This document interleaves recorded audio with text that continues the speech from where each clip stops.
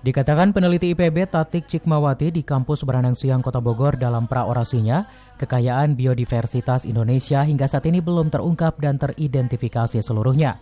Hal ini lantaran minimnya peneliti Indonesia yang konsen untuk melakukan penelitian terkait potensi, manfaat, dan dampak bagi pengembangan ekonomi nasional. Ironisnya dari buku-buku ilmiah yang beredar justru banyak biodiversitas Indonesia yang diungkapkan oleh peneliti asing. Tak hanya itu, minimnya minat para mahasiswa terhadap biosistematika untuk penelitian biodiversitas Indonesia. Jadi penelitiannya sedikit. Kita bisa lihat dari buku-buku yang diterbitkan ya.